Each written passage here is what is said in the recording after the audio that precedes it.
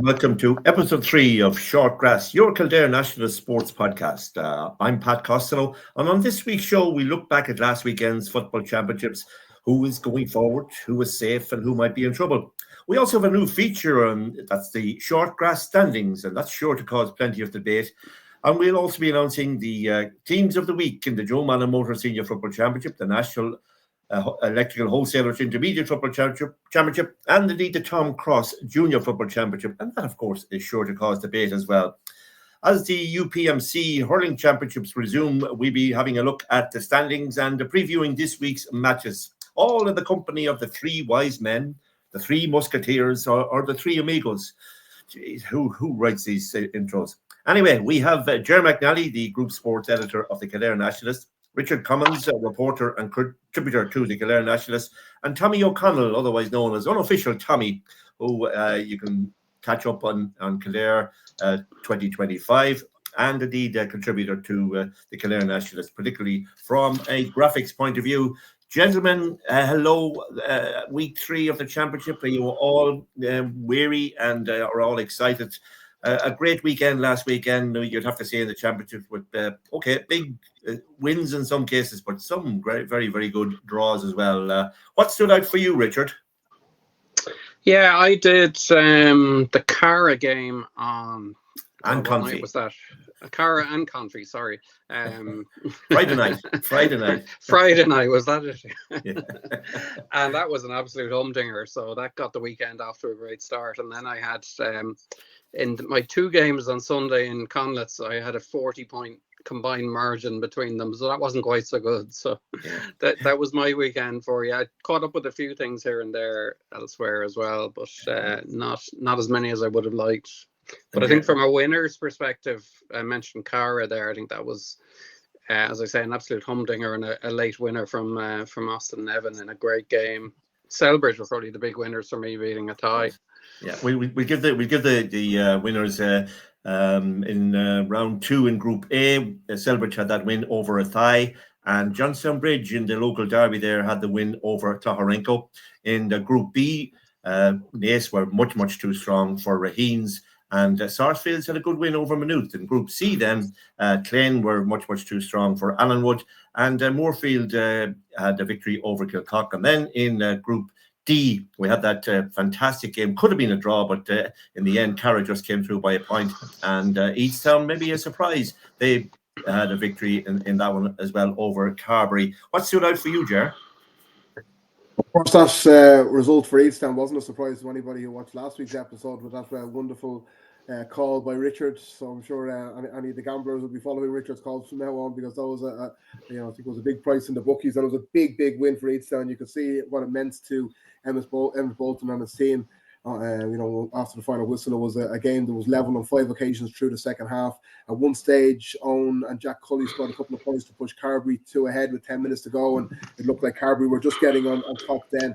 But I don't think they scored after that. It was level going into injury time after Charlie Carroll come off the bench to kick a big score, and Easttown just had enough with Owen Kneff, who was superb on the day, getting the point, and then a 2-pointer from Mel Cummins to seal the win. So a big win for Easttown, but that group was really developing into an interesting one there. And as you can see, although it was a big win for Easttown, they still have a lot to play for going into that final round of games, and that's going to be a really interesting one. But elsewhere, I suppose, then, obviously that's the big one we were talking about last week, Selbridge and a tie, and Richard mentioned Selbridge, and their performance really kind of was a return to last year's form.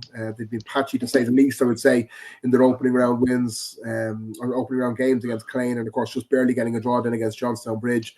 But this was much more likely from Micheál McDermott's men. Aaron Brown was superb, and scoring 1-6 in the game and getting a 6-point win. But I suppose the flip side of that is that a tie were very, very disappointing for a side who had really caught the eye, albeit against, I suppose, with the greatest respect, to 2 of the weaker sides in the championship in the opening 2 rounds. We expected a lot of a tie coming into the game, and to be fair, they were pretty dismal. They had a spell of 7 or 8 minutes in the first half when they scored 4 points in a row, but outside of that, they were well beaten, and they'll be licking the wounds this week and trying to come back in the final round, because they have a difficult-looking tie there now against Johnstown Bridge, and it could be a case that if they can't get a victory there, they could be going the long route towards the knockout stages.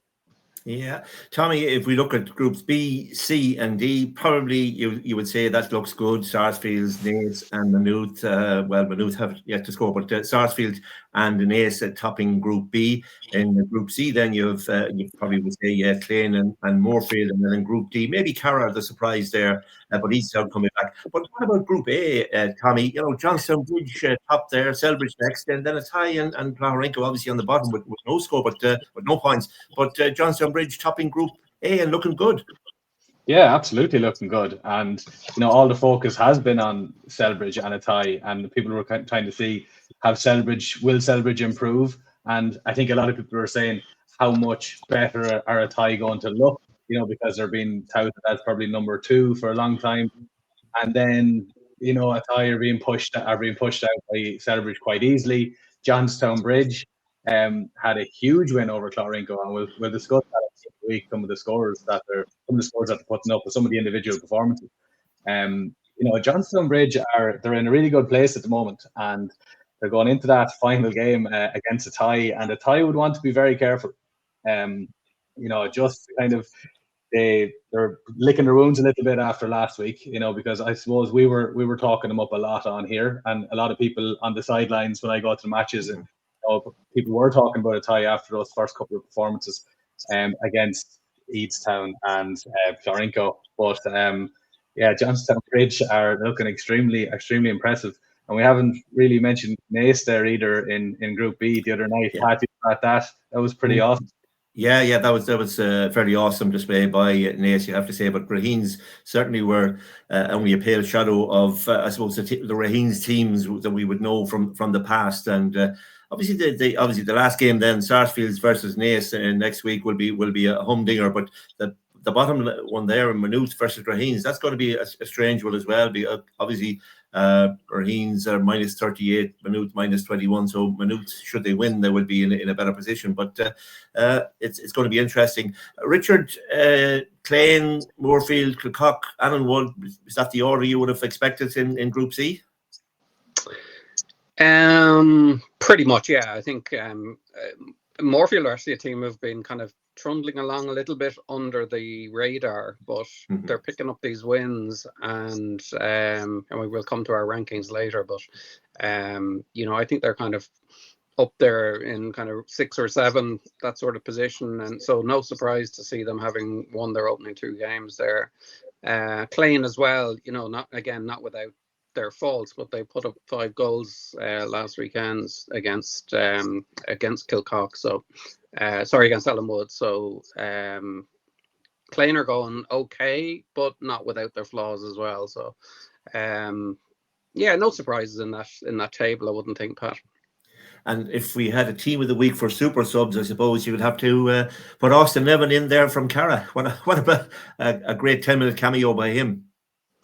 Yeah, and I'd mentioned it up front, that was an absolute humdinger of a game between two teams who are obviously in a losers group. Carra just coming up from intermediate, but Confi, I haven't seen Confi play as well for a good few years. And by that I mean in terms of just their dynamism, their fitness, their speed, and the quality of their passing, etc. So they're a little bit unlucky not to at least draw that one, and maybe that would have been a slightly fairer result. But yeah, Austin Nevin came on in the 53rd minute, and I think there was only 3 minutes of injury time played. So in 10 minutes, he scored 4 points, including the winner. But fabulous game, like really, really, really good example of the new rules in action, that one. Yeah, and of course, Eadstown beating Carra. We have to go back to that one as. I think you were at that one, Ger, were you? As I said earlier, it was kind of a real nip and tuck in the second half. But it just was the celebrations at the end kind of really struck me. Emma Bolton was absolutely thrilled. Obviously, we've spoken about Eadstown in the last couple of episodes that they haven't been having the best of run of it so far in the championship this year. Obviously, they're short of numbers without a couple of key men. Maybe we're strengthened by a couple of coming back in there. I know Ryan Bourne has played the last couple of rounds now as well, and he's a big help. Conor McCarthy as well. Looks like he's getting back to his sharpness. But Owen Kneff was outstanding for him. He just kept the scoreboard ticking away, and he got the vital chance in injury time that nudged him ahead, and that kind of gave them a chance. But even after Niall Commins then landed that 2-pointer, there was obviously 3 points in it with one last attack, and it was like that last attack for Limerick in Croke Park for those Easttown people there in the Tailteann Cup final, because it was one of those attacks that seemed to be building up out the field, and when time was almost slowing down, and there was a couple of the Easttown mentors had their head in their hands as Carby were going looking for a last gasp equalising goal, but the Easttown defence stood tall and kind of repelled that away. But although a great win, when you look at those fixtures to come in round 3, it could be very, very interesting in that Group D, because Richard mentioned Confi there. They've lost all 3 games so far in this championship, but have been very competitive in all 3. So you couldn't rule them out at all going into that last round against Easttown, and then that means the possibility of a little mini group there between 3 teams. If Carr were to go and beat Carby, then as well there'll be 3 teams on 2 points, and that's when things will get very interesting. I know we're going to talk maybe a lot about mini leagues over the next couple of weeks in terms of group standings and all that sort of stuff heading into that final round, but that Group D has the potential to be one of the most intriguing ones across the 2 championships in the final round. Yeah, we'll have to get Noel McKenna, the chairman of the CCC, on to explain everything to us. Tommy, bearing in mind we always have a top 4 or a top 6 or whatever, who would be the most would be the happiest, I suppose, of the teams in the 4 groups, would you say, at this stage? The happiest? Yeah. I mean, from a position point of view. Again, it's a funny thing to say, because Richard touched on it as well, that Moorfield are taking along nicely there now. I saw them the other night against Kilcock, and they were better again. I mean, they gave Naas the mother of all scares in that preliminary round game. Yeah. So, Clay will be kind of happy enough to be up there as well. 2 wins from 2, job done. They got a lot of criticism earlier a few weeks ago as well. So, Cara coming up from intermediate. I think the Naas people and Sarsfield's people will be pretty happy with the weekend just gone by, because I think they've shown what they're about now. A couple of really impressive results for both of them there. I mean, I walked out of Hawkfield, Pat, and I spoke to a lot of Naas people going out. That's the best I've seen of Naas. It's the best I've seen of Naas in a long, long time. They brushed that Raheen's challenge aside. Absolutely awesome stuff. So we'll talk about it next week anyway. And when you see Owen Doyle coming up and scoring a goal and almost getting a second, only for a slip. I was right behind him, Pat. You pushed him. He got it. It was literally just, I'd hate to be up close and get a punch out, because he just flicked it really fast like that. The keeper, I felt sorry for the keeper, because in fairness, it just flicked and gone, and it was really good. Now I had a great view of a lot of that action. The second half was brilliant. Yeah, we have to find out what your particular spot is, because you seem to have a great view every week, and certainly the videos are very good, Tommy. So we'll have to find out where is Tommy this week. Where is he standing? Where is he standing? He's not sitting anyway. Where is he standing? Richard, the converse to that, then, who would be most disappointed after 2 rounds in the 4 groups?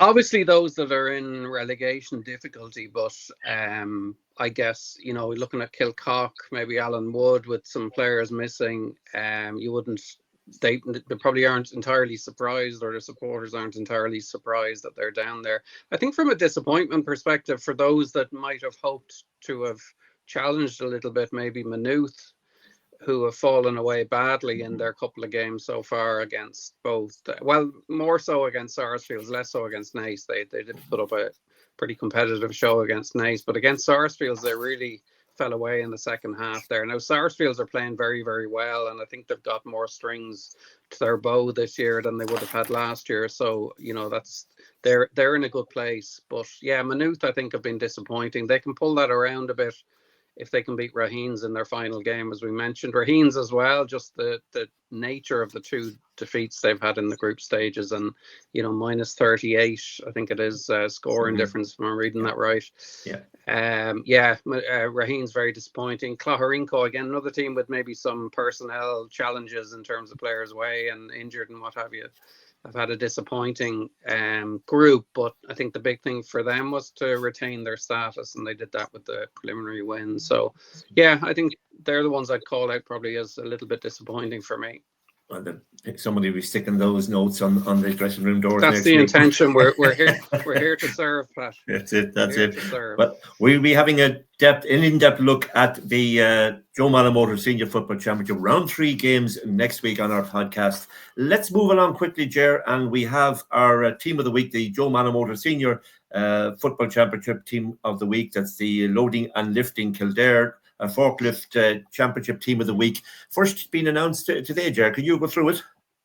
Yeah, absolutely. So we have Owen Sheehan of Johnstown Bridge and goal, John Clark of Selbridge, Brian Byrne of Nace, and Keane Byrne of Sarsfields in the full-back line.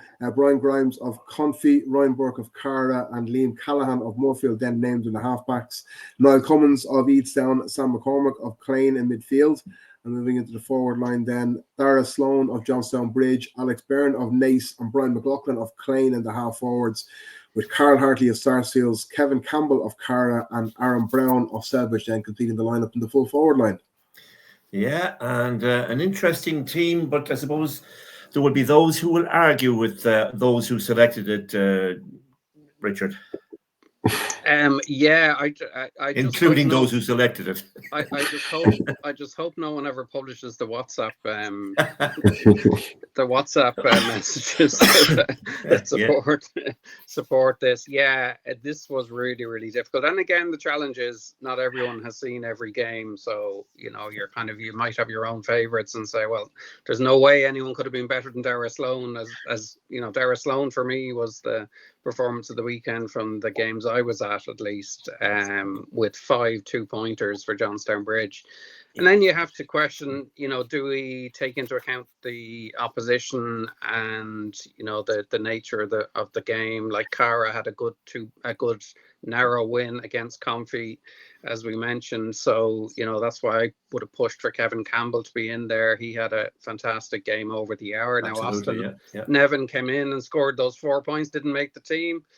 And, there's plenty others. Sam Doran scored 2-5 for Johnstown Bridge and didn't quite make the team. Ryan Sinke just dropped out at the last minute in our assessment as well. Ty Coey is another one I'd call out for Sarsfields. But, I'm jumping on the games I saw or was at. So, very, very competitive. And, I saw another county, they have a subs bench for the team of the week as well. They have a full panel, I think, at 24 or 26. So that's a cop-out, Richard. That is a cop-out. I absolutely feel we should stick with 15 and take the brickbats that go That's with it. Well, I mean, those who select the All-Stars don't see all of the matches. They only see the closing stages of the All-Ireland. So, I mean, that's very clear, very clear.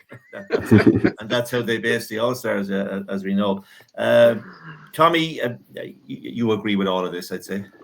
Oh, yeah, absolutely. It is funny because the amount of different names in the graphics, and it's when I remove somebody, you almost feel it's a personal attack on them, and you're just glad they can't see their name being deleted from it. Like, there were so many names in there. Like Sam Doran was mentioned. I mean, he was obviously floating around it. A lot of talk for Austin as well to get in there all week. But I mean, from what we saw, it's very hard to argue, with anybody in there at the moment. I mean, I had a great view of Brian Byrne at the weekend, especially in the first half.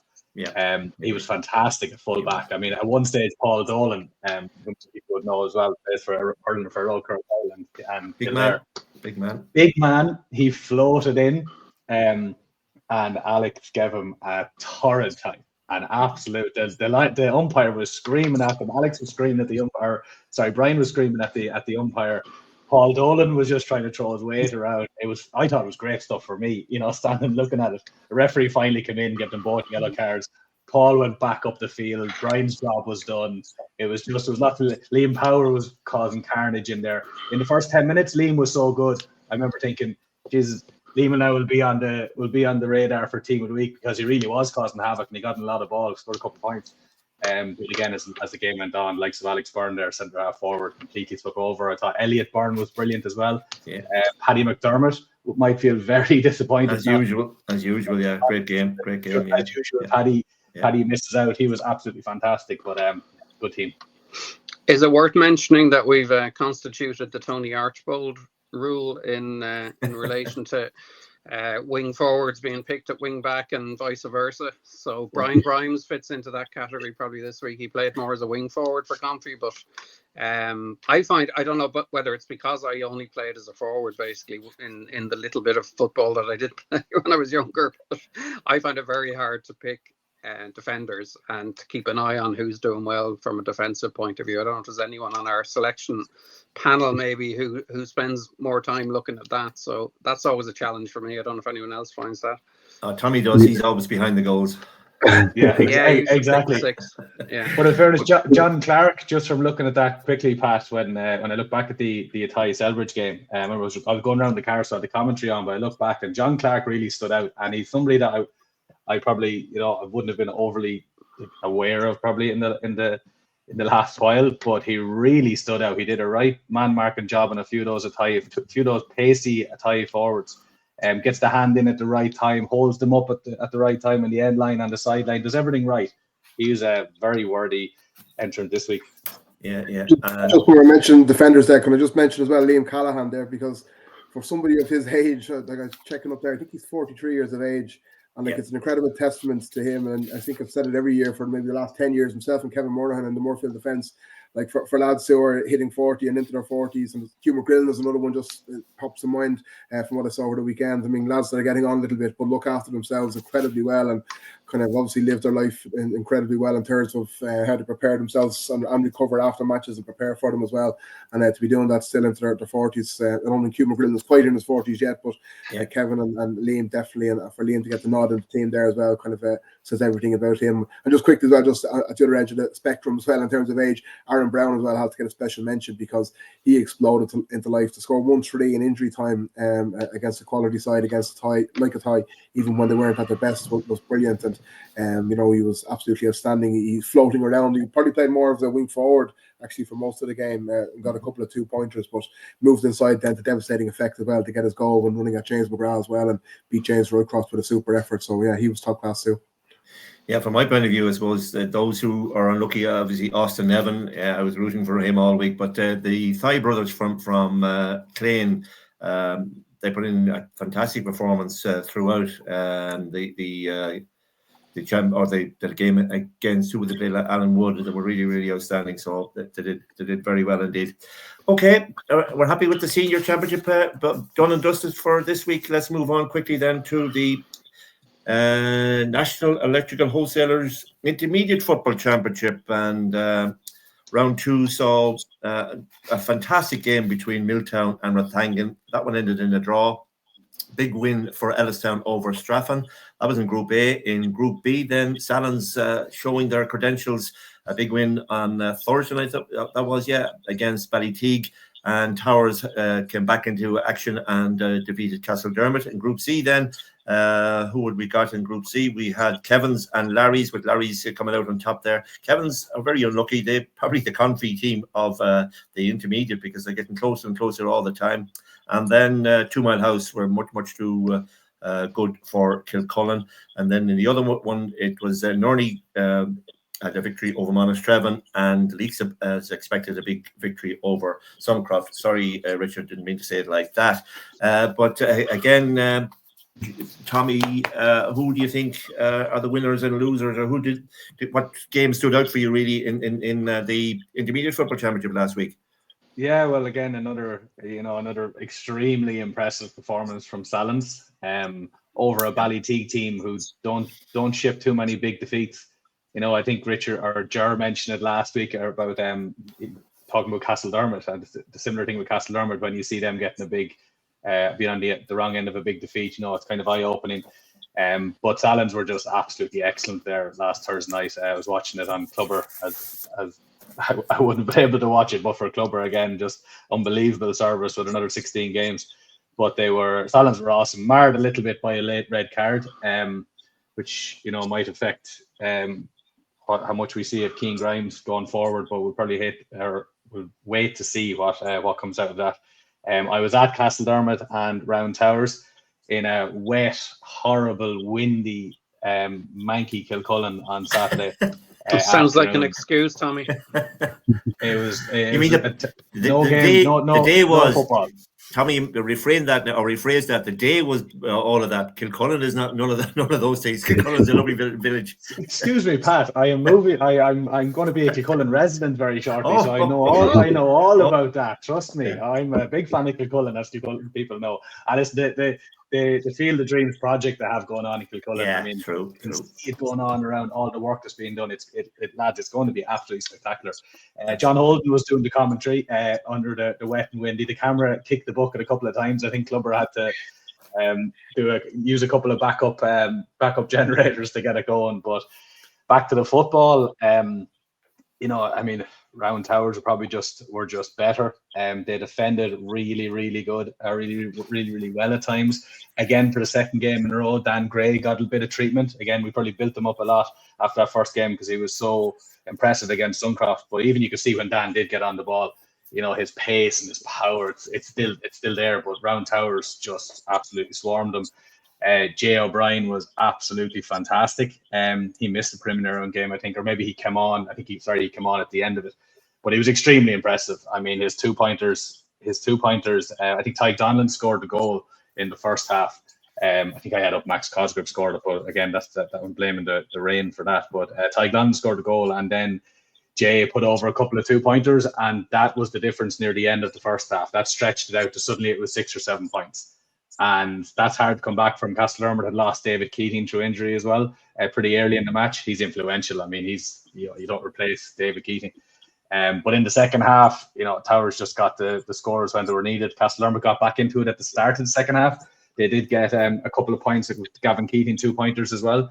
But again, that man, Jay O'Brien, picked up the ball over and right on the 14-yard line, skinned his man, brought it into the keeper, and sold a kind of a half dummy, rounded the keeper, back of the net, man of the match.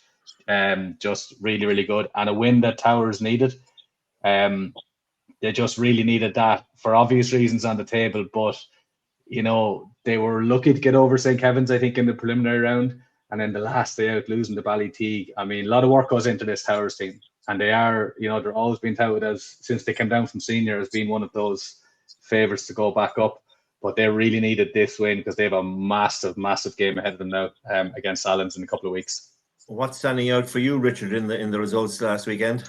Yeah, I'm actually going to pick two of the lesser heralded teams, maybe for surprise wins, to me at least. 2 Mile House, who I'd mentioned, I think last week, were in the hot seat for relegation. From the perspective of that, the last 2 years, the team that had won the previous year's relegation final went down. So their win over Kilcullen took me a bit by surprise, as much by the margin of it as anything. 116 to 8 points, excellent from them. Puts them right back in the mix. They're up into second spot now and looking upwards rather than downwards. Though they have a huge game now against Kevin's. We mentioned Kevin's, who have come close to victory each time they've been out so far. But see themselves now in a relegation battle. And the other team, apart from 2 Mile House, Ellistown.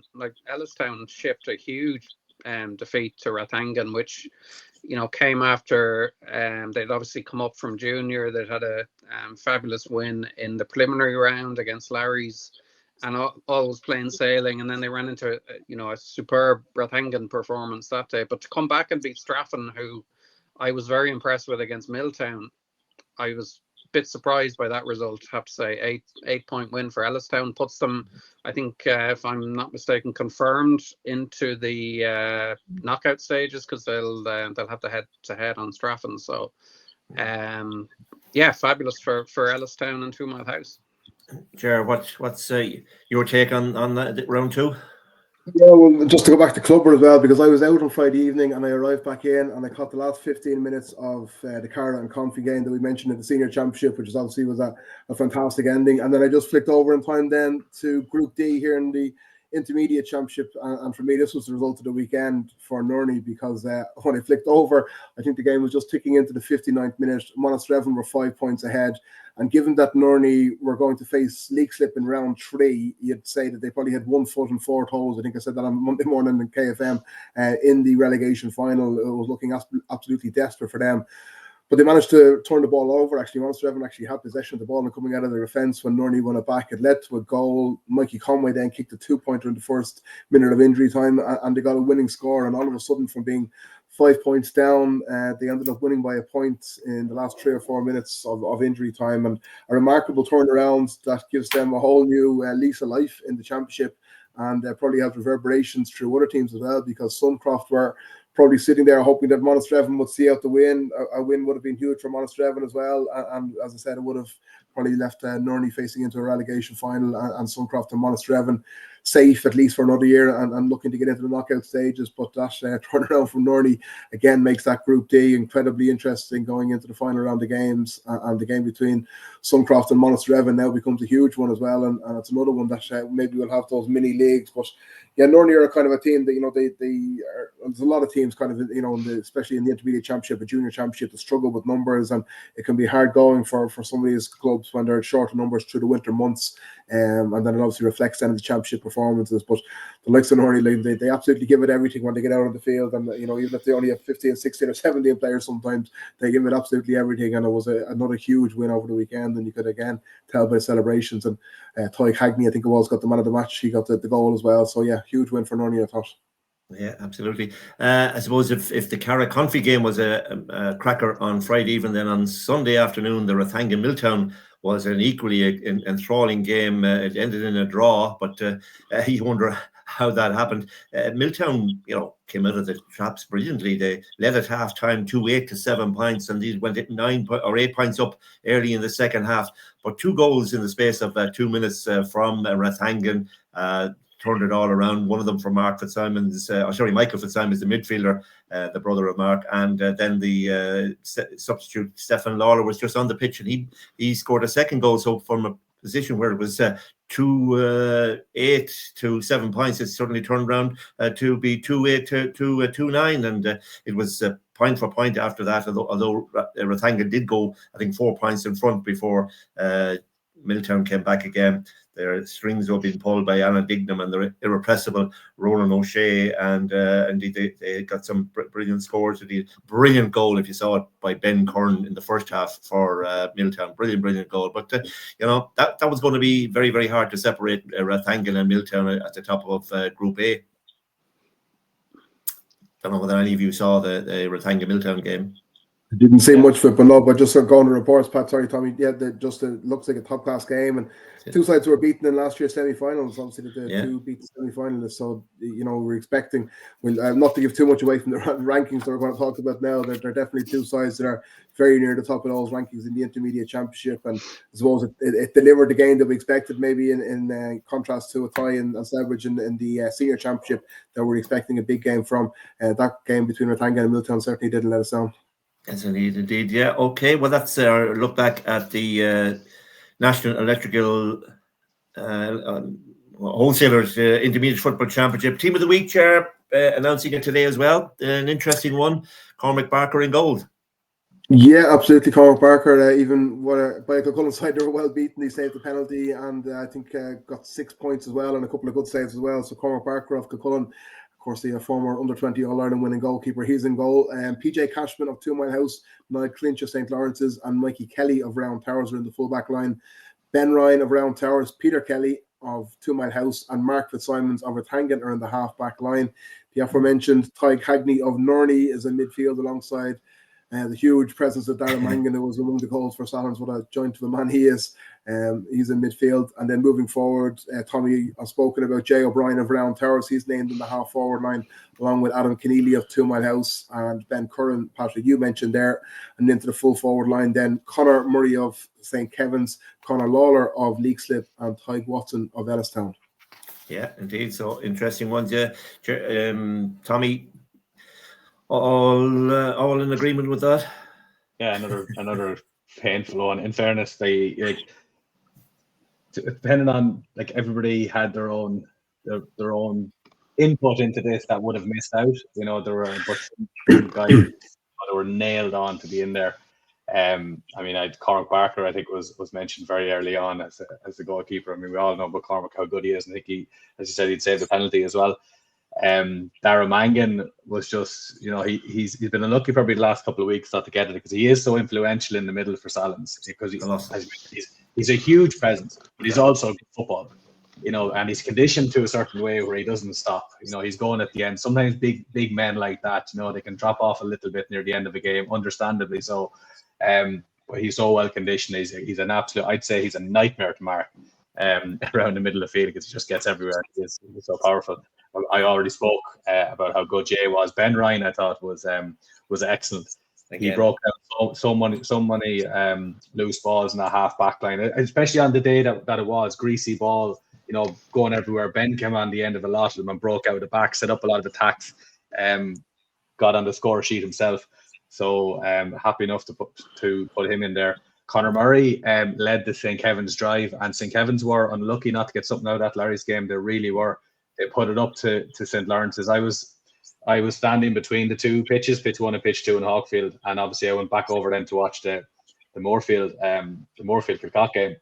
But a lot of people that were watching the Moorfield Kilcock game drifted over to pitch 2 because they were like, now actually people had turned on Clubber on their phones to check the score, because neither club were putting it up on their social media, and Kildare hadn't got the score, so nobody could find the score. So luckily enough, people were able to turn on Clubber, and one guy turned on Clubber, and people thought that Larry's were a couple of points ahead. And next week someone, Jesus, Larry's are only a point up there, and Kevin's are all over them. And then Kevin's got back level, and we mentioned about people that missed out, Dylan Brereton and these guys. They were excellent for them, but so many positives to take for that for St. Kevin's, and you have to say for Larry's as well. I mean, they held on and they took everything that Kevin's threw at them, and at the end they won by 3 points, but they were pulling away at 3 points. They finished the game really strongly. Those Larry's lads walked behind me when they're going from pitch 2 back to the dressing room. There were some relieved faces on from those lads, but listen, they got the job done. But Conor Murray definitely gets in there, and Niall Clinch is a veteran now, sticky, very good defender, but he broke down a lot of those attacks. And from the Larry's point of view as well. And good forwards there as well, Richard.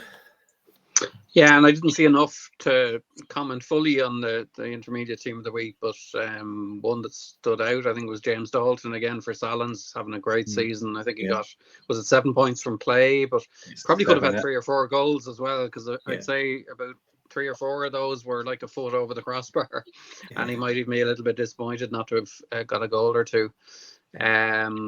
Then I suppose the other one I saw a bit of, at least, was the Rathangan Milltown game, and there was a great battle in midfield. Joe Dunn for Milltown was excellent, and I thought Rian Tehan again very good. Aaron Tehan again, he's really impressed me this year for Rathangan. Unlucky in a way not to be in there again this week. Ger, Peter Kelly, All-Star back in, was it 2010, was it, or 2011 or whatever? But centre back.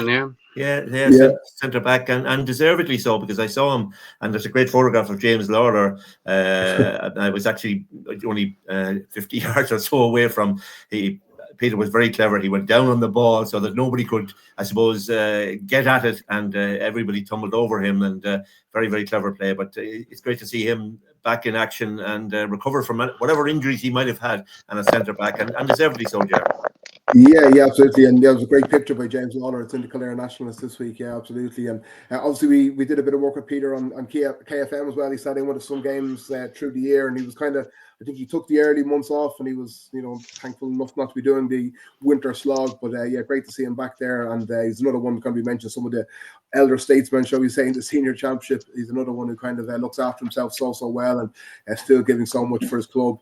And just to give a shout out mention to another one of his teammates as well, maybe unfortunate not to make the team there, was Chris Healy. I think he actually missed the penalty that Cormac Barker saved, or Barker saved it, would you say, or rather than missed it. But I think Chris scored 1-4, so great to see him back in form as well, and a real boost for 2 Mile House to have Chris Healy back in form, because they're a different team when he's fully firing, and obviously was such a huge key player for their successful times that they've had in the last decade, or even a little bit longer. So just good to see him back out playing, enjoying his football and scoring well. Yeah. Also might mention Adam Keneally, who's back from it was Canada, I think. He's only back a few weeks, but he's a live wire in that team, and really helps drive them on. So I see him there at centre half forward as well. So, I think Richard, he came back kind of hitting the ground running, because he was playing football in Canada, and he was playing it to a pretty good standard. I got sent a couple of pictures on him. Yeah. People were sending me on pictures saying Keneally is. He's such a low centre of gravity. It's very hard to tackle him, because he can duck in and out of tackles, and just a complete live wire. That's the first time I really seen him in a while, and I was very, very impressed by him. And him and Sam Savage were kind of battling for that spot there, lads, weren't they, in that half forward line? So, but Adam, by all accounts. But I just think the O'Shea's for Milltown, they're huge servants, and Ronan, has had his injuries and all of that, but he was back and certainly tormenting defences last weekend. Unlucky not to make it. I mean, he was on his name was physically on this graphic that you're looking at. For longer than he wasn't on it. Yeah. So very, very unlucky again. But lads, Milltown, we're going to talk about them again when we look at these standings.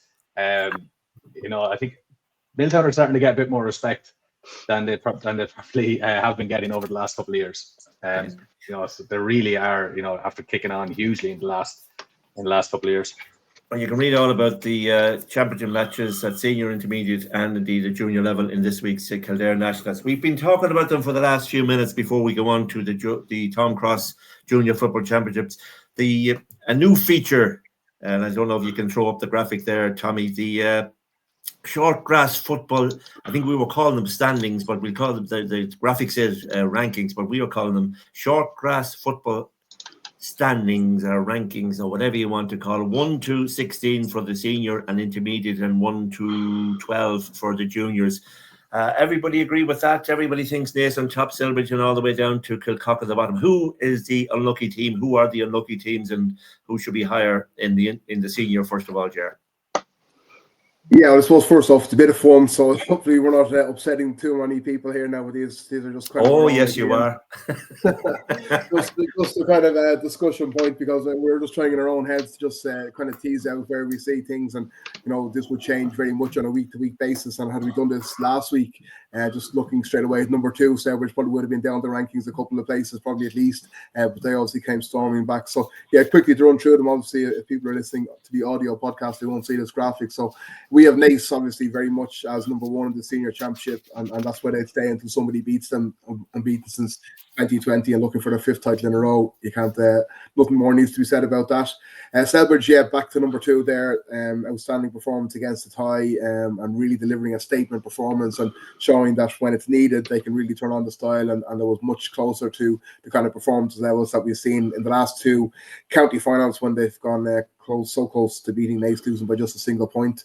And then in third, Sarsfields, another comprehensive win there against Maynooth at the weekend, and they are looking very good at the moment, scoring well, defending well. They're all round a top class outfit, and going to be hard bet coming into the final stages.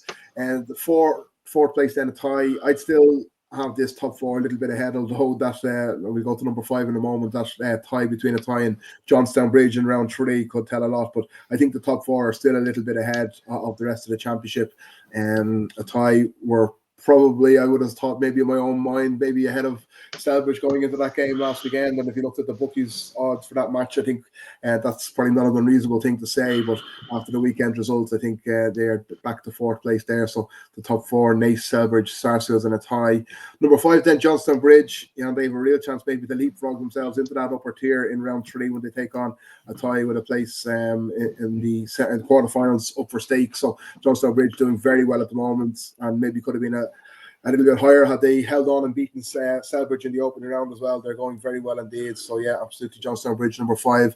Moorfield number 6. We had a little bit of discussion about maybe Moorfield 6, Maynooth number 7 then. Probably Maynooth on the basis of their disappointing performance against Sarsfield, maybe dropping a place there, and Maynooth moving very nicely there in Group C. So Moorfield 6, Maynooth 7. Yeah, Maynooth, I suppose they'll be disappointed with that performance against Sarsfields, but their key game obviously is that last round tie against Raheens. That's a knockout tie in round 3, so that'll be a huge game for them, and they'll have to recover well from that defeat against Sarsfields. Clane then we have at number 8. Those are really return to form for them in terms of scoring 4 goals inside the opening 16 minutes, even against the side who were struggling a little bit in terms of Alan Wood, but they were much more clinical in front of the goals, and they take number 8. Yeah. Cara number 9 then. Maybe we'll let Richard look at the bottom 8 then. So Richard, you take it from 9 down. Yeah, and I suppose Cara 9, Raheens 10. You could argue the other way given their preliminary round result, but Cara have had a couple of good wins since then. In 11, currently have Clockerinco ahead of Eadstown and Carberry, for example. Again, probably based as much on their preliminary round win as anything, but that one maybe is a little bit debatable. So it's Clockerinco 11, Eadstown 12, Carberry 13, and then I suppose the bottom 3, Confey 14 ahead of Alan Wood and Kilcock. I just think Confi have shown more about them than the other two at the moment. And at the moment, there's a big game coming up between Alan Wood and Kilcock, and that could really be decisive. Yeah. Tommy, the top 8 then in the Intermediate Football Championship, as we see it, the short grass people? Yeah, well, obviously Salons are going to be out on top. That's obvious. We've been speaking about them at length at this stage, and it seems like it's going to take a serious performance for anybody to beat them. So we'll keep a close eye on them. It's not up to us to point out what's after happening over the last couple of years with Salons, when they have been favourites and people expect them to go on. So, we could be in for topsy-turvy knockout stages. So just, again, everybody loves the Intermediate Championship, but Salons are deservedly top at the moment for the football they're playing. Rathangan, again, at the start, a few people had said they could be dark horses, but again, if you look at over the past few years with your Caras and your Allenwoods and your Milltowns, Rathangan are just looking like they're starting to click into gear. They could have done it last year as well, lost semi-final. And they're just ahead of Milltown at the moment. And as I said a second ago, I'm happy to see Milltown getting the respect of being third on this list. I mean, every time they had a match coming up last year, people were almost dismissing them because they'd come up from junior, and suddenly they found themselves in a semi-final last season and could have beaten Leixlip. It could have been an intermediate final, So I think it's seriously time to start giving Milltown some respect. They're playing Division 1 football next year. They were junior 2-3 years ago. So, they're there on merit. Leixlip probably dropped down a couple of places, but, Leixlip are going to be thereabouts. That was very close that day at that Rathangan game as well. So we're talking a lot about Rathangan. We're not talking a lot about Leixlip. And they'll love that. They'll absolutely love that. Absolutely love it. So they can thank us. They can thank us after for that. But we'll have a good look at them maybe next week in our preview. Round Towers, I already spoke about Round Towers, how disappointing they would have been over the past couple of weeks. But look, they're still there. They have a huge match against Allens coming up next week. So they're maybe slightly lucky to be in fifth. But again, when you look at teams below them, Larry's have dropped down. Could have been pipped last week. But Larry's again are another team that they're not lose. They haven't lost since the Ellistown game. So they're just tipping along and they're going nicely. They're getting a couple of lads back. They had injuries in that Ellistown game as well. Loads of experience, big powerful team Larry's as well. So made for knockout football. Ballyteague obviously took a serious whooping last Thursday night. Might feel themselves might be a little bit happy now with that position, I'd say. That I think this middle section on, full disclosure, it was me put together the kind of straw man for the intermediate and junior, so I'll take any hits for that. We know your address. We know your address. The middle section there. I mean, you could definitely have Ellistown maybe above Ballyteague based on the last results. And then when you get down to the bottom, like I've Kevin's above 2 Mile House and Kilcullen. Kevin's are in 11th, Kilcullen, or 2 Mile House 12th, Kilcullen 13th. And that's really just on the basis of how close Kevin's have been in all their matches, whereas the others have been a little bit more inconsistent. So make of it what you will. It's a bit of fun, as we said at the start. And you continue on there. You might as well finish it off now, Richard. Now I've taken over. Sorry.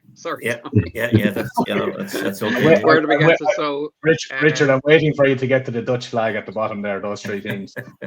I will see.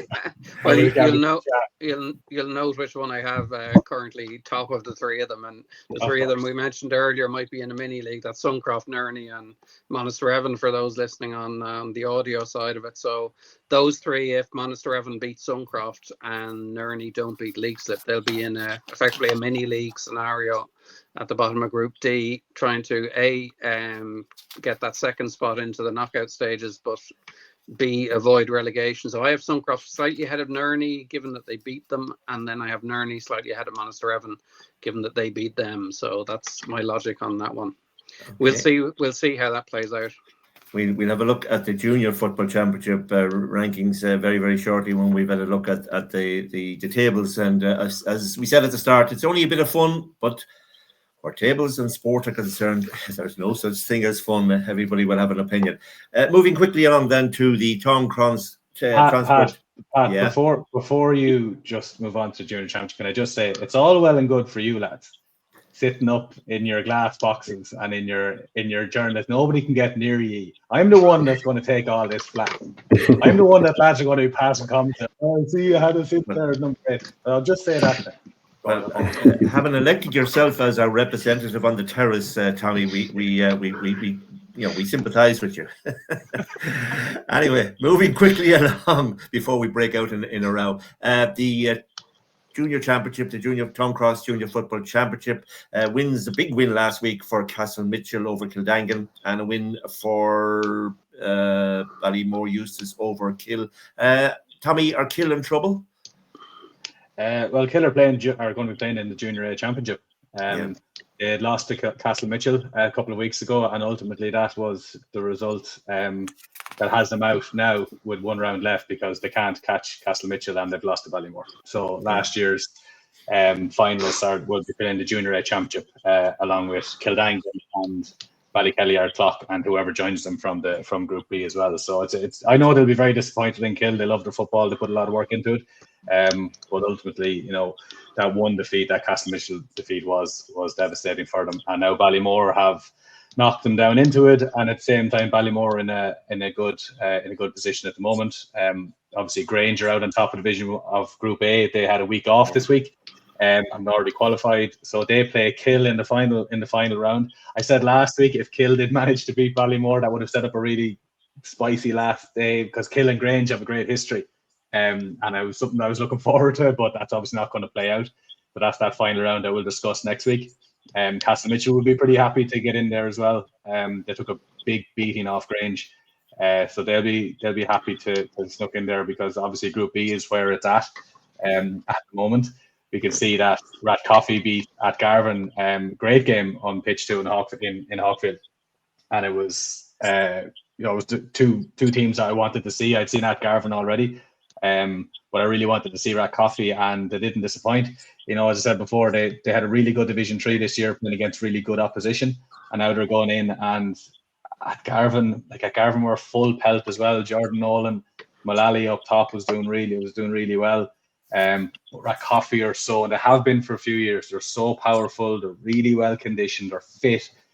Ethan O'Donoghue obviously in serious form, but as good as Rathcoffey are, and we'll discuss this quickly in the rankings as well, in the final game Rathcoffey play Robertstown, and Robertstown are a team now that they got that draw with Kappa, and they had a cup because they were sitting on top of the scoop for a while.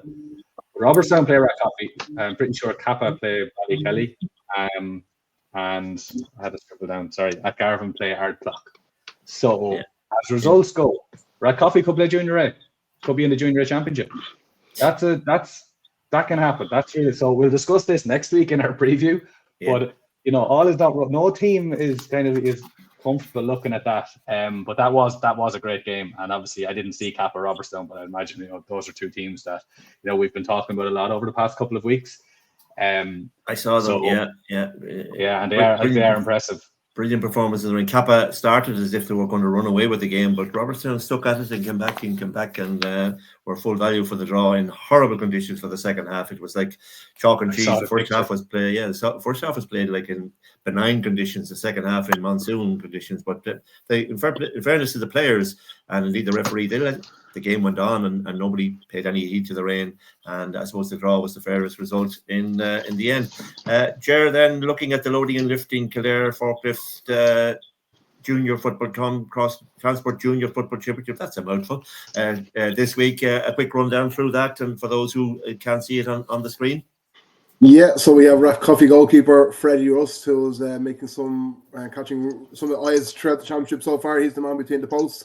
Then we have Dara Gilroy, a good stock there from Ballymore, of course, son of Jarlath there, and Niall Kane of Robertstown, and Callum Ashmore also of Ballymore in the cornerback, and Mark Connolly of Garvan, Glenn Carter, who I think nearly has the number 6 jersey, retired at this stage on our team of the week. I think that's 3 in a row for the captain on there.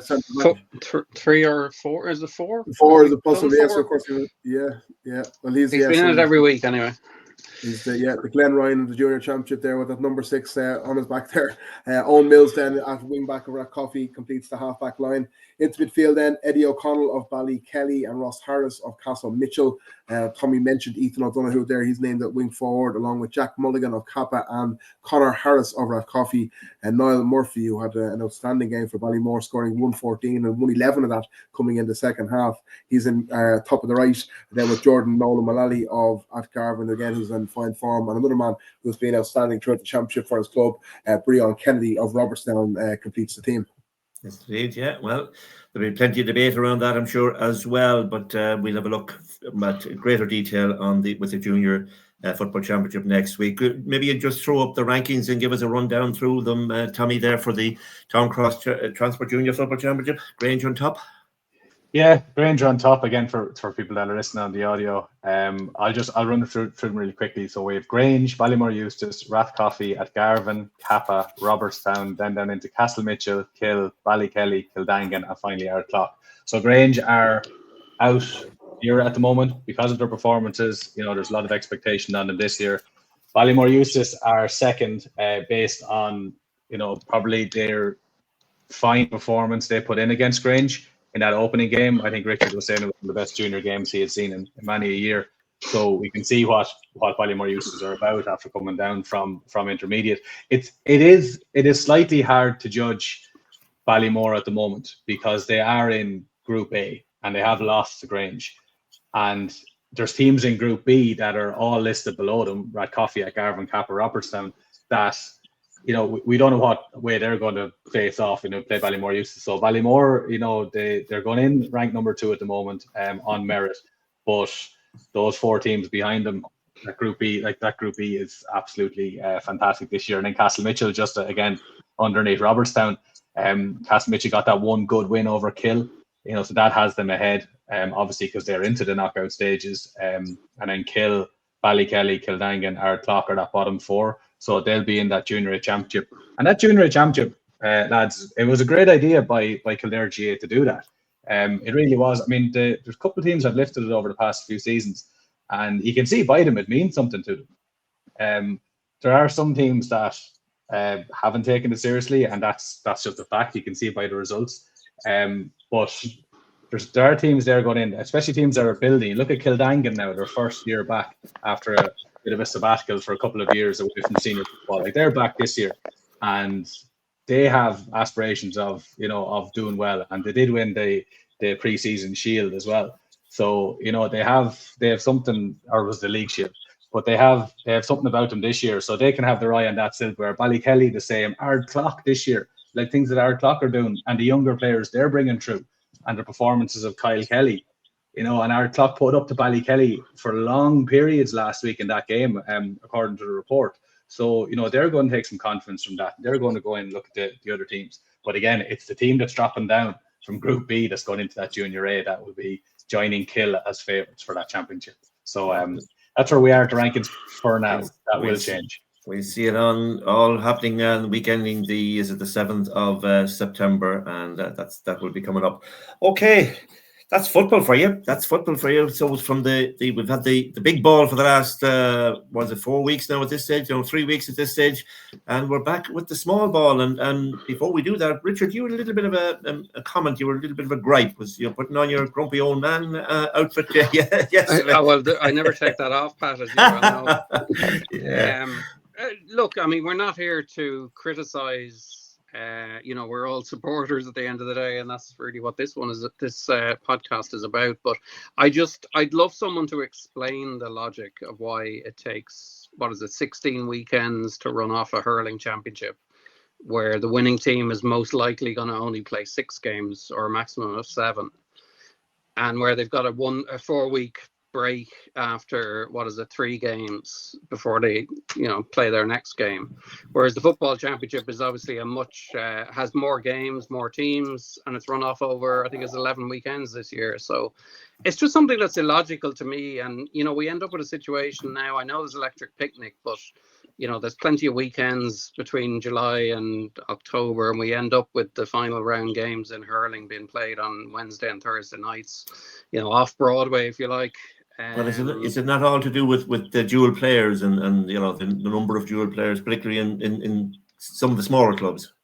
I don't know. I mean, I don't see why that would mean the hurling has to be spread out so much. I mean, why have football 3 weeks in a row and no hurling since, what was it, the end of July? That doesn't make any sense to me.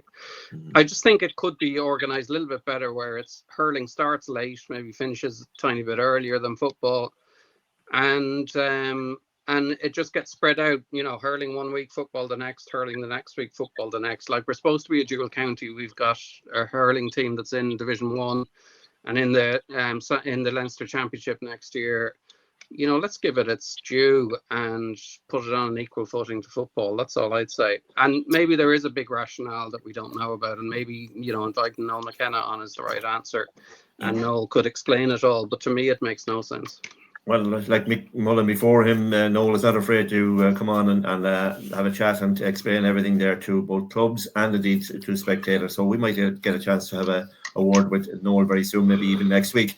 Okay, moving along to the UPMC Senior Hurling Championship. We nearly forget what it looks like. Naas are on top, Errol Curraquil. This is in Group A.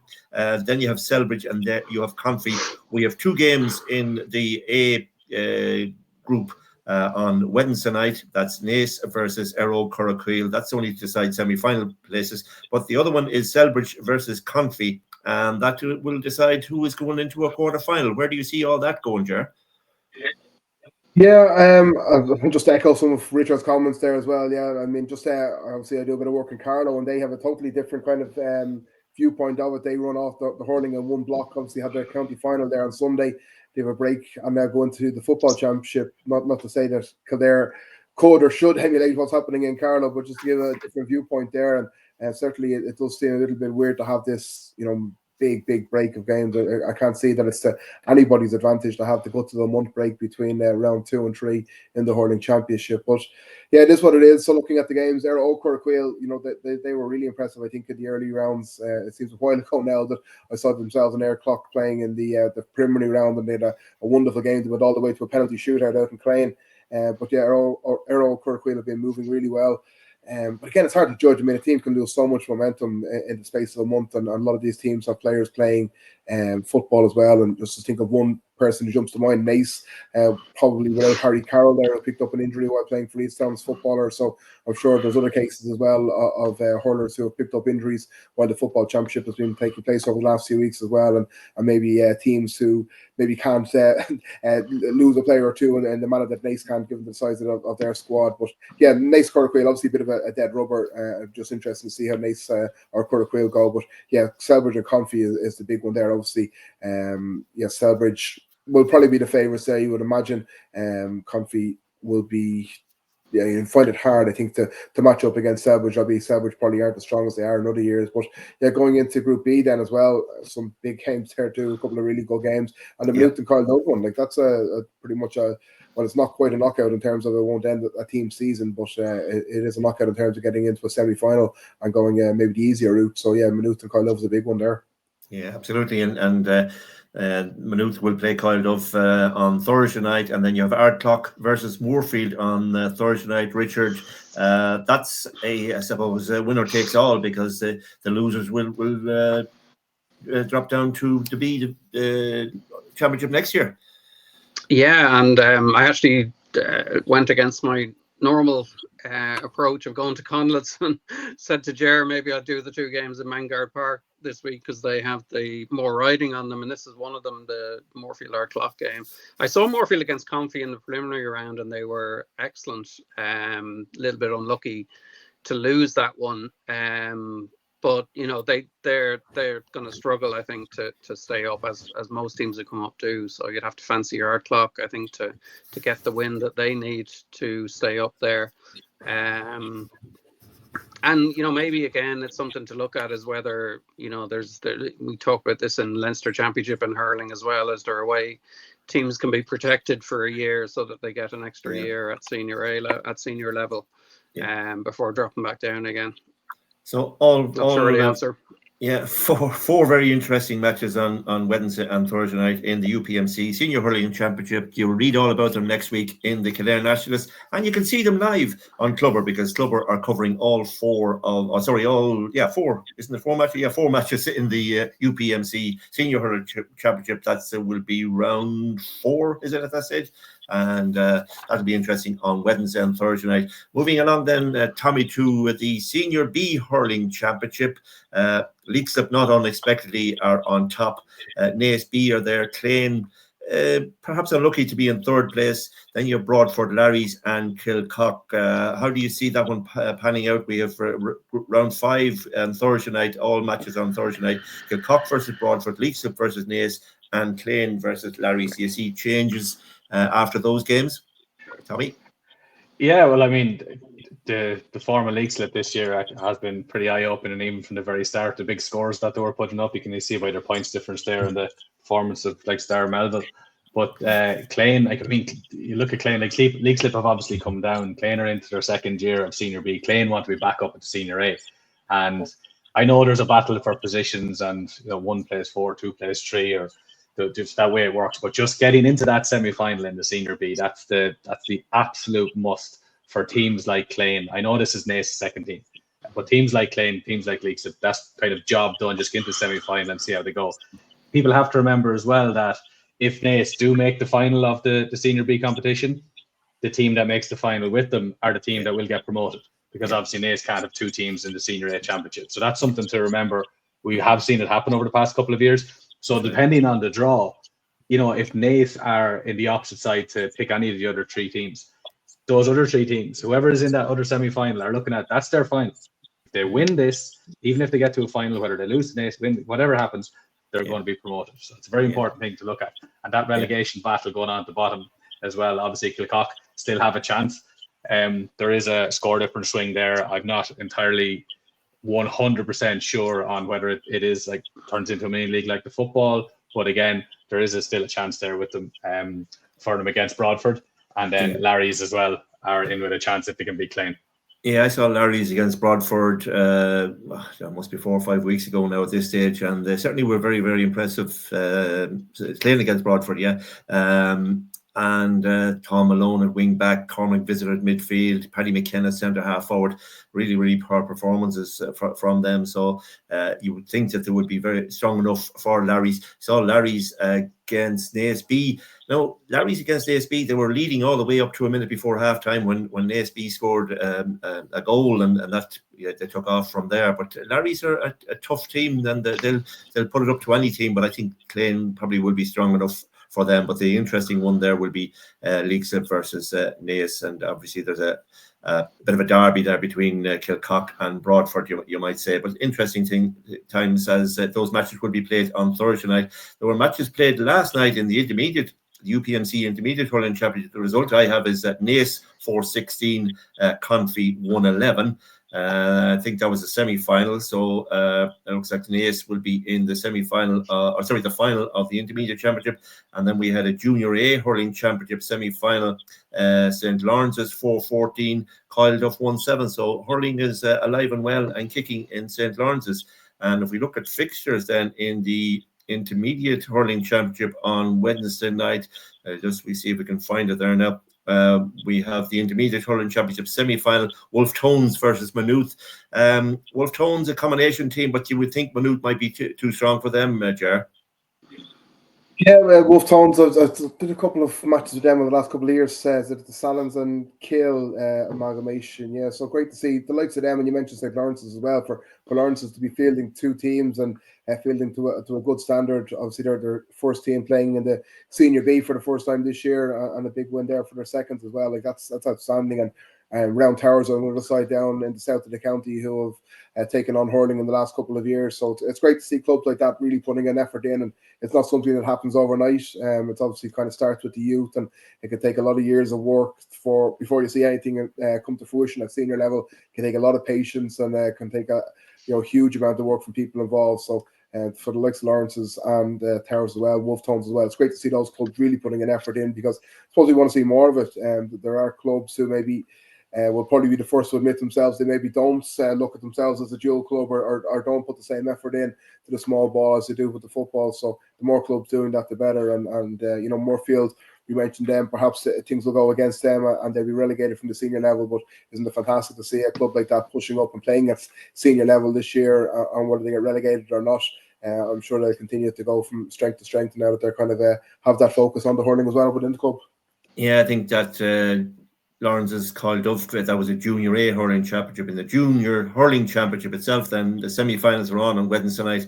It's Coil Dove versus Kappa. That's in Coil Dove at 7:15, and in Leixlip, it's Leixlip versus Clane at 7:30. Interesting ones there indeed. So hurling, it's been a while since we've seen it, but interesting games to come up at all levels in the hurling, Richard. Yeah, absolutely, and it's almost like a new season starting in some ways. We mentioned at the top, but full steam ahead from here, and be interesting once we get to those final stages. So I suppose the big question is, can anyone stop Naas? And maybe that's the interesting part of our rogue against Naas, is how close can they get? Are they going to show any signs that anyone is going to challenge Naas over the coming years? Because I think it's something that we need, and I think clubs have raised their standards. So let's see how close they're getting. Well, those matches. I will say as well that it's great to see Sarsfield's back at that junior grade this year, because they were up in senior B or intermediate not too long ago, before they had to drop out. So they obviously took a little bit of a break, but they're back. They're back up this year in the senior grades. It's great to see, because there's a lot of work going on at underage in Newbridge. I know they have that Druckett team over there as well. So it goes to show you again, like Round Towers, 2 Mile House, Kappa, all these areas putting in huge work to get junior teams in there. You can see the work going on at 2 Mile House. You're going to see in fruition, I'd say, in a couple of years. Okay, that's our look at Gaelic games then. So in hurling and football, we're looking forward to all those games tonight, on Thursday night, on Wednesday night and Thursday night, and the 4 Senior Hurling Championship, UPMC Hurling Championship. They'll be shown live on Clubber, and you can read all about them in next week's Kildare Nationalist. Richard will be penning a lot of reports on that. I'm sure Seamus Dillon will be involved as well, and Ger yourself. Ger, speaking of you, you've a lovely little feature this week on Naas CBS student who got his results last week in the Leaving Cert, and then played for Hull City almost the next day. Colin McCarthy.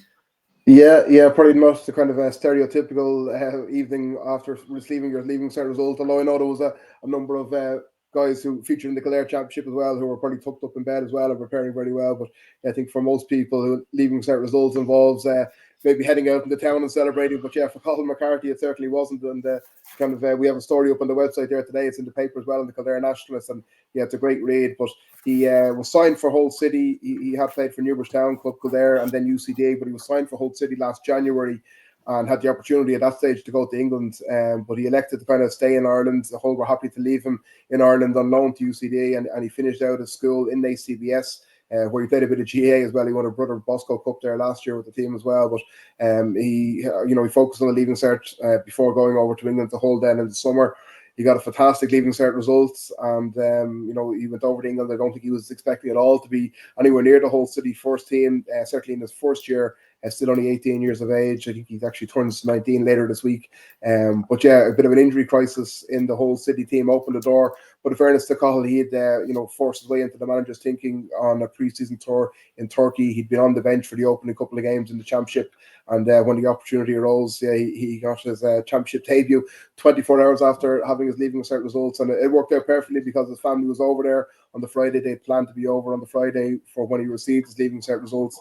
His mother Olivia and father Gerald, obviously very big and keen on him doing his education, even though he has an exciting football career hopefully ahead of him, and he had all worked out superbly well for him. But yeah, I was actually just coming into Cedar St. Conleth's Park on Saturday, and he's actually the girlfriend as well of Dara Kerwin, the Kildare footballer, and Sophie. She was actually working on the gates and the turnstiles in Cedar St. Conleth's Park. So I was talking to her father Cormac as well, coming in the gates, and the whole match had just started at that stage, and they were following Cahill's progress at that stage. So yeah, it's he's a great young lad, and hopefully it's only the first of very, very many appearances. But yeah, definitely have a look at that story on the Kildare Nationalist website. There's much more to it as well. It's a small world, indeed, a small world. And of course, congratulations to former Naas rugby player Ruth Campbell and the Irish rugby team. A great start to the World Cup for them. Yeah, absolutely. Ruth is kind of, we had a feature with her a couple of weeks ago as well, and it's still on the website there. Dara Walsh had an occasion to, he was there. They had a media day before departing for England. But yeah, Ruth, she's only an Irish international the last year or so, but really made her mark in the last 12 months. That was her ninth cap, I think it was, in that opening round win against Japan. And she kind of nailed down a place now in the starting 15, and a good win for Ireland.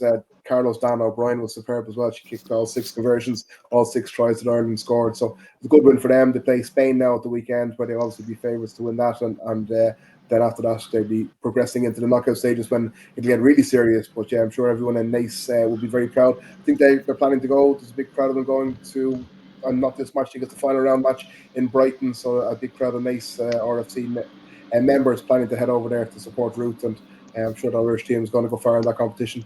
And speaking of features in the Kildare Nationalist, 2 weeks ago we featured Nasa Dooley, the former Kildare LGFA player. She's playing with the Brisbane Lions now, and she made her debut last Saturday, and scored 2 goals as well, Ger.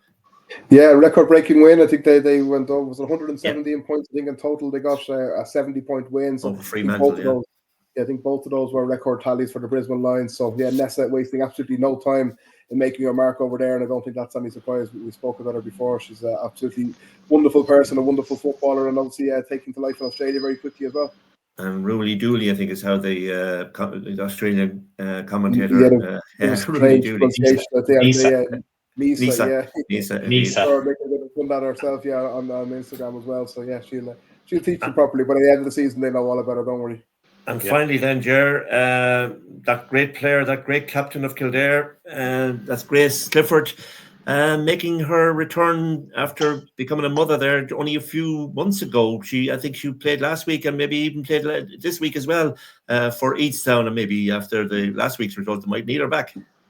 Yeah. Well, I think we're hopefully maybe have a chat with Grace before, so we'll maybe have more details of that in next week's paper. But yeah, remarkable kind of woman and player and person as well. Grace Clifford, incredible. I suppose maybe other people will be better placed to comment to tell me about pregnancy and all that sort of stuff, but it certainly seems to me to be absolutely incredible for her to be out playing in a contact sport so soon after having a child. Was it maybe 6 to 8 weeks ago? And her first child as well, but she was doing mini marathons up to maybe a couple of months before she had the child as well. So she, I don't think she barely stopped training at all, and she had the boots back on the field there doing a bit of running, I think, fairly soon after she had it. So absolutely remarkable. And look forward to reading all about that, Pat, once you've had your chat with her, hopefully, and we'll hear more about that. But yeah, that ladies' championship as well, maybe something that we look upon in future weeks on the podcast as well. It can be a little bit difficult for us to cover in the paper because it's on a Tuesday night there. Obviously, we're out on a Tuesday, but certainly when that gets into the latter rounds, we'll be paying a lot more attention to it. And Easttown are the ones to catch up by it. Maybe not having the results they would have liked so far, but they are still the ones to catch when it gets into the serious stuff of the knockout stages. Yeah, of course, and we cover it here on the short grass. And indeed, we cover the Camogie Championship as well, because that has started, but we're not getting any information. So if we get information on the LGFA Championship and indeed on the Camogie Championship, we'd feature them as we have done with as many things as we can. Whatever moves in Kildare, we'll have it covered here on short grass. So that's it. Done and dusted for episode 3. We're looking forward to episode 4. We're looking forward to, I suppose, electric picnic as well after we get the hurling covered over the next 2 or 3 nights. And we're thinking there maybe a little bit of sartorial elegance. We'll have to have a word with Richie Whelan. Can he fit us out for the short grass going forward? Richie, if you're listening, give us a shout. Anyway, that's us for this week. My thanks to Ger, my thanks to Richard, and my thanks indeed to Tommy. I'm Pat Costello. Talk to you next week.